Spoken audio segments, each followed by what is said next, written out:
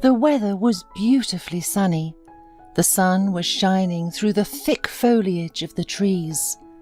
The young woman was returning home from another city where she had been studying for 3 years. Julia was born into a very well-to-do family.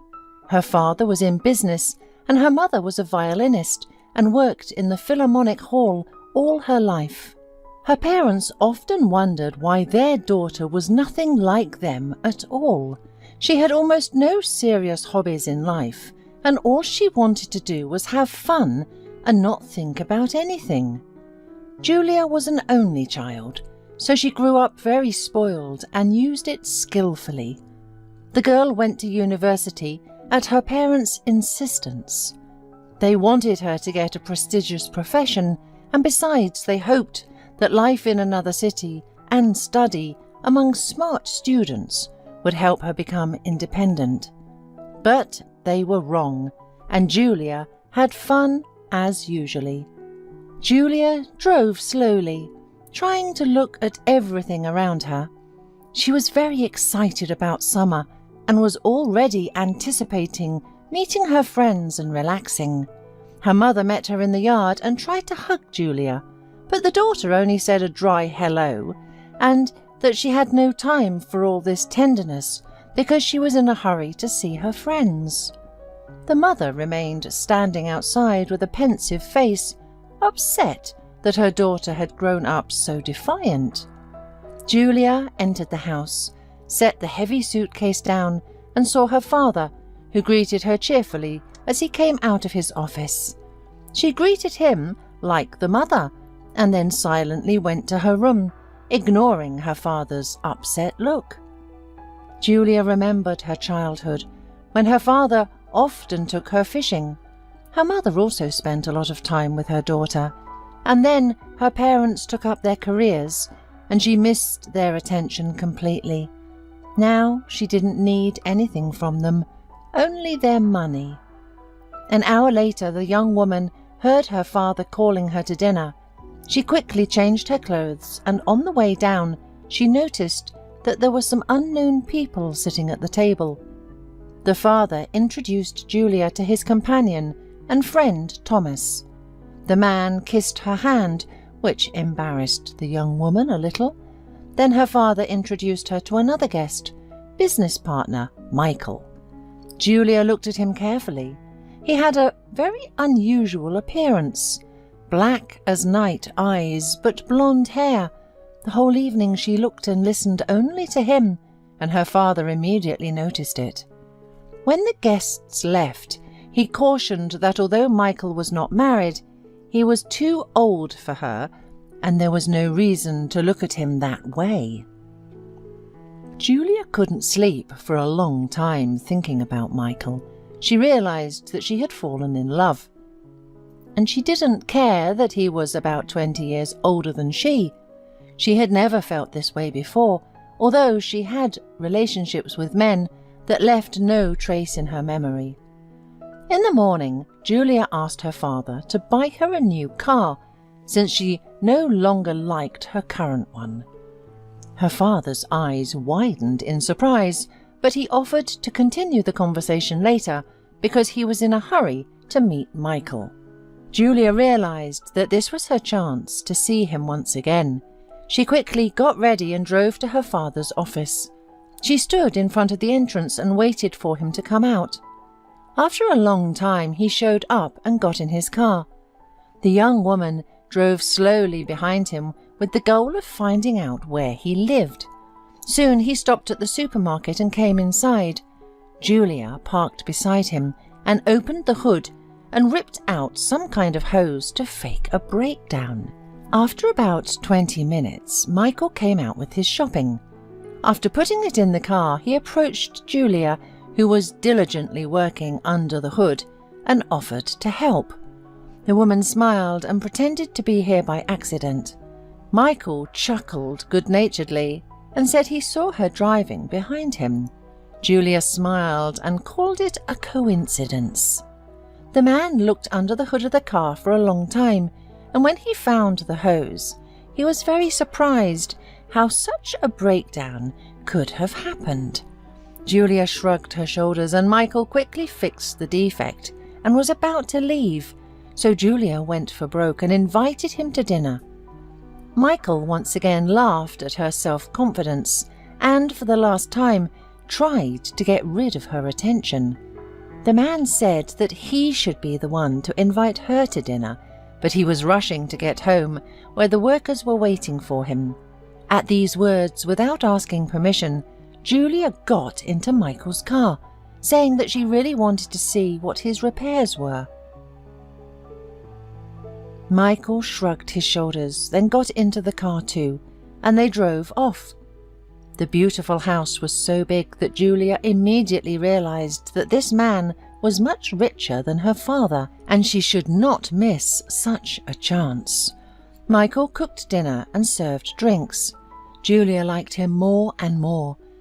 After dinner, she wanted to seem like a very decent girl, so she was going to call a cab, but Michael offered her to stay and promised to give her a separate room. Lying in bed, Julia could not sleep for a long time, and then she got up, went to Michael's room, and silently kissed him. From that day on, their relationship began. The woman often stayed with him overnight, but she acted cunningly. During the day, she diligently examined the house where her lover lived, especially at the books he was reading. It was all to understand Michael and find out all that he loved. And in the evenings, she used to talk to him about these things. Michael began to fall in love with her. It seemed to him that she was special and understood him like no one else. The man had already been married in the past and had been divorced long ago. His ex-wife went abroad and took their daughter, and he had not seen her for 13 years already. 2 months later, Michael's father found out about the relationship of his daughter and was furious, not understanding how Julia dared to meet with his business partner. They had a big fight, and the father ordered her not to come home until she got this love out of her head. Julia only grinned, packed her things, and left for Michael's place. They began to live together, and soon Michael proposed to her. Julia's parents weren't even invited, as Julia didn't want her dad to cause a scandal at the wedding. Now Julia was a wife, and she spent all day shopping with her friends or in a beauty salon. Her husband fulfilled her every whim, but he began to insist that he needed an heir. It had been 2 years since their wedding day. The woman still did not communicate with her parents. She lived for her own pleasure. She bought the most fashionable things, visited clubs where she stayed till morning, and didn't think about anything. One day, her husband left on a business trip for a few days, and Julia was going to throw a party for friends in his absence. But close to noon, the phone rang. She was told that her husband had had an accident and was in the intensive care unit. The woman instantly got ready and went there. Michael was hooked up to various devices. Julia looked at him, and there were no tears or emotion on her face. The doctor said that he was in a coma, and nobody knew if he would be able to come out of it. Julia went outside in shock at what had happened, and suddenly a friend called her and asked about the upcoming party. The woman smiled finally and replied that everything was on. The party lasted until the morning, and then she slept through the evening without worries about her husband. She didn't care how he was. She thought only that if he would die, she would inherit his entire fortune. A few days later, an elderly gardener asked how the master was doing and advised her to talk to him to make him come out of his coma. Upon hearing her voice, Julia became angry and fired him. As time went on, Julia very rarely visited her husband, who was not getting any better.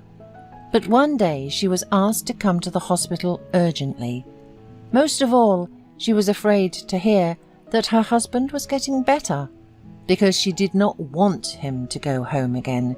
She already had a young lover. To her relief, the doctor told her that there was no improvement and that her husband would probably spend the rest of his life on supportive therapy. Julia looked at the doctor meaningfully and asked if it would be better to disconnect Michael so that he would not suffer and quietly go to the next world.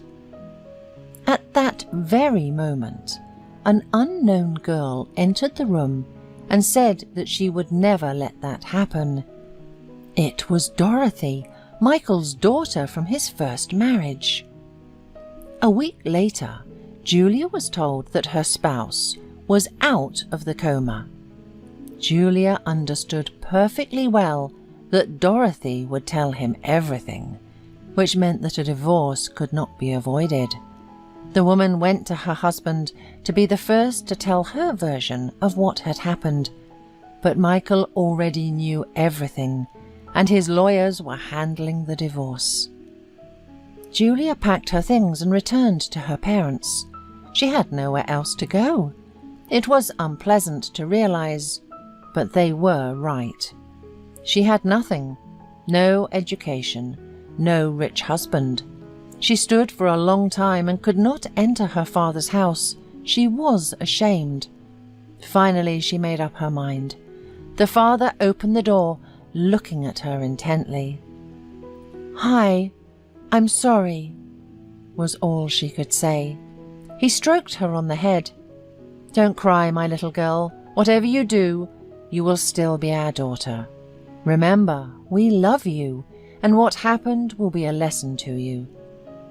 Julia finally realized that only her parents truly loved her, and other people didn't.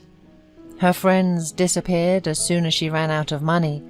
Her ex-husband didn't want to know her anymore, but she deserved it. Now Michael spent all his time with his daughter and enjoyed life. Dorothy told him that for years she had believed her mother, who said he didn't want to see her. Fortunately, the gardener found her phone number and told her the whole truth. A year later, Julia returned to her studies and graduated from university. A few years later, she married a simple man whom she truly fell in love with, and married life with Michael was probably just a little piece of life that she had to go through to study important lessons. Now Julia knew for sure that happiness was not about money.